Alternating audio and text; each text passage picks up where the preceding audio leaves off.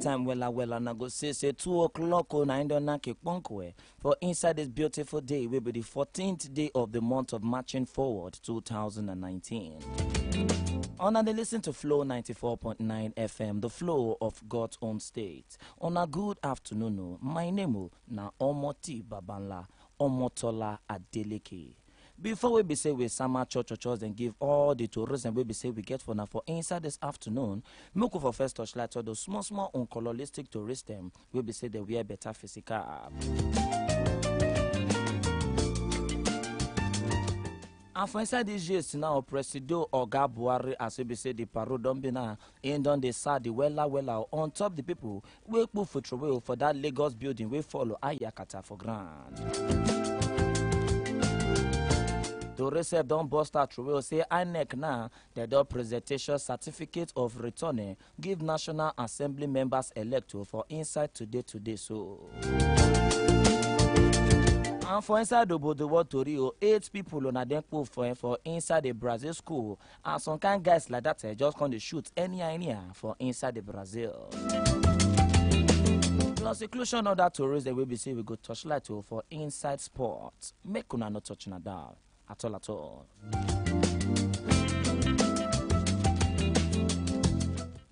And for the Tory where they open gates now for inside this afternoon, they thought say at least 10 people on then X come out from inside the land of the living. And we be say plenty people they still travel after one kind building like that. We say one small school there for inside this particular building. As they follow Ayakata for granted for Itafaji, where location for inside the Lagos Island. The school officials now they don't throw away an gate at a few people. So say the school is there for the top floor of the 3-story building where we say more than 100 small children where they go school they there for inside. The general manager Lagos emergency team Adeshino Tiamilu in Conde throw away church Conde talk say some people say for inside the area they shop plenty bad injury able plus inclusion the small children where the school for inside the place. And as the matter can be now, plenty popsies and momsies now, they don't they worry you like say tomorrow no they the thing can't they fear them where because of safety now they never see their own children. And some people they don't carry cut out enter some kind of local hospital for inside the area to take a look for their children them. But as it come be now, they never tell us the amount of small children who will be say they hook for inside this particular building now way for Yakata. As they still come the throw and give for people for inside the area now, the incidents Lagos State Govo come the throw and come the toss here, don't toss make everybody make their cool war down, make their no fear anything at all. As Akim Wumi Ambodeo, come the toss make they allow the rescue officers, make they do the thing we be said they're supposed to do.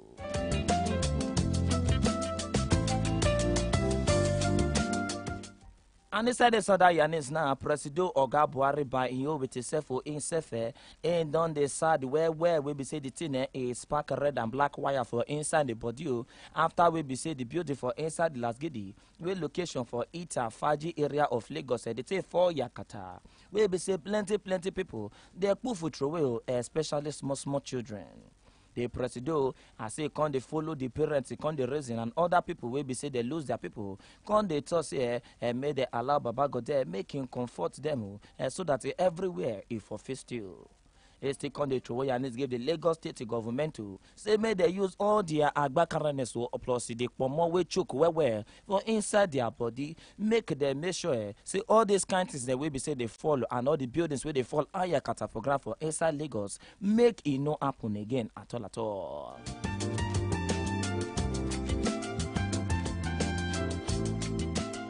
Sharply, the federal government now they toss here they don't ban use of Boeing 737 MAX 8 by any airline operator for inside the Nigeria. As they still come they throw away the Yanis they go. Baby say they come they throw away and they give Tatafo people after the Federal Executive Council FEC meeting we up for inside the ABJ Abuja.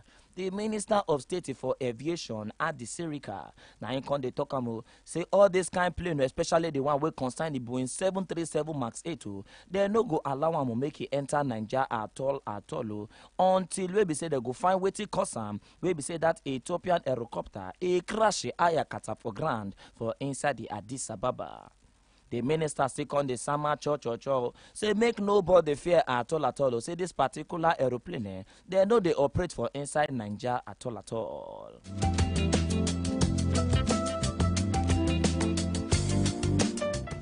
And this one now, Don Balosan Komoto say the federal government they talk say they don't pay 64.7 million euro. Say they don't borrow money to make sure say water is plenty, correct, clean water is plenty for inside the Kano state. They talk say this one a part of the plan to make sure say they put to Nigeria on equifilicious levels. The Minister of Finance, Zainab Ahmed, now in some church for inside the ABJ. When they talk say this money now, they go use them to make sure say the people of Kano State, they on equifilicious levels so that everywhere goes still well for inside their area. Say this one now, they want make sure say they equip for National Urban Water Sector Reform Facility for inside the Kano.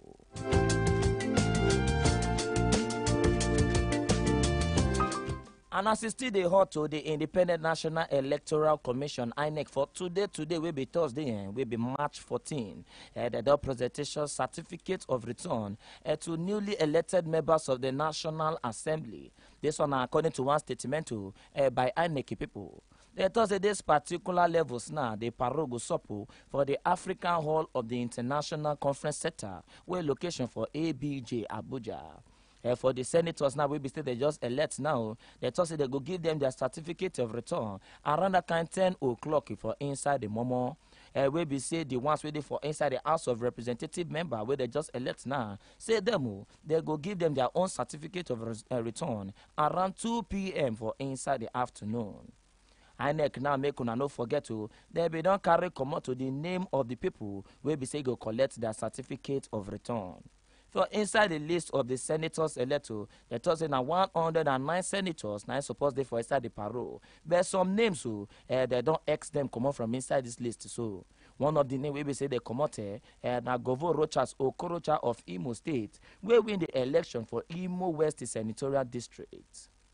According to INEC now, the governor name, they talk say they raise them a plenty where they come out in name from inside the senator elect list.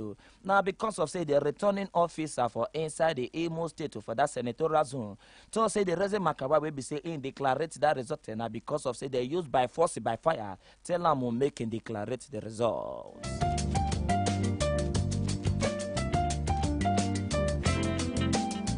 Shapale Skolio, Imo State Governor Rocha Sokorocha ASF in don the Naki hammer on top of nail head and seen the carry red eye they talk this one. In call it also Independent National Electoral Commission. They no get the Agba Kara, say fact they no get the EK or the power to take withdraw in certificate of return as the senator elected for the Imo West senatorial election.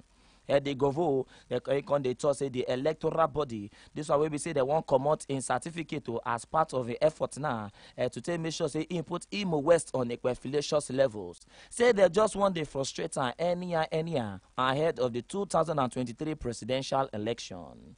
Okorocha will be saying Sama the church for inside the government house Owerri. In con the Sama church gave the youth them for inside the area we can visit them. Nadia will be saying in talk this one. Shapale Skolio, members of the Senate Committee on top new minimum wage bill. They don't do their first sitting as they con the summer assurance or as the video take give a chairman. Con they toss here. They go submission their reportation by Tuesday next week.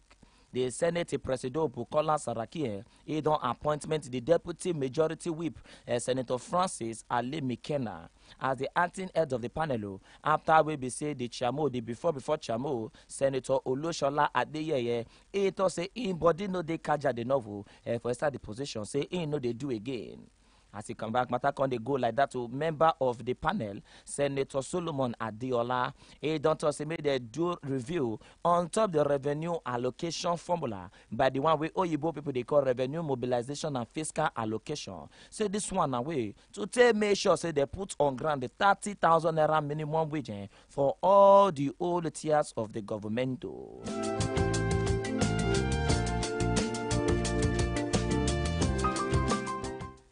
The Senate now, as we be say, come the bill, they don't package their self to take some church on top the parole we up for inside the 2019 general elections, especially as military people take shook their body for inside the electoral process.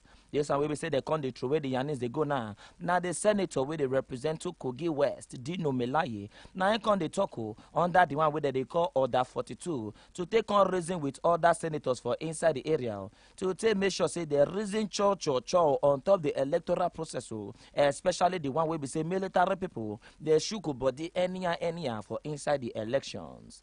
He's take on the stress like saying a Shingomo, when they thought say President Oga Buhari, in gas to make sure say in pass the Electoral Act Amendment Bill, say in gas to accept time.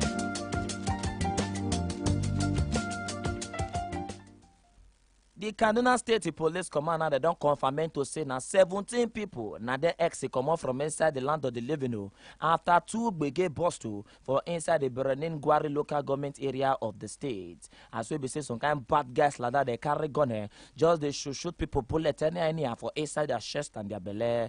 The State Commissioner of Police will be Ahmad Abdulrahman. Now, in confirmation this matter for inside one church will be saying do with the Tatafo people. After we be say they do one kind investigator of the Berenin Gwari and Kajuru local government area to talk about the security situation for inside these areas them. According to the police commissioner, it was a bad guy, so they just carry gun from nowhere. Some kind of criminal people, maybe say blessing a terrorist that they be, just come carry gun. Come they shoot people, especially people they come from Zamfara state to take make sure say they attend one kind of particular parole like that.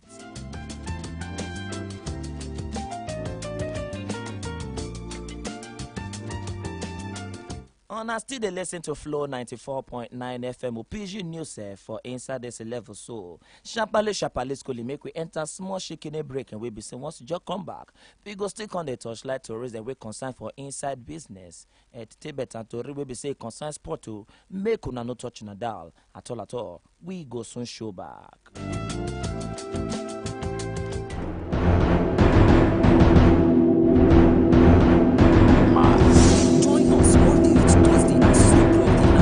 For afternoon, news way for mad.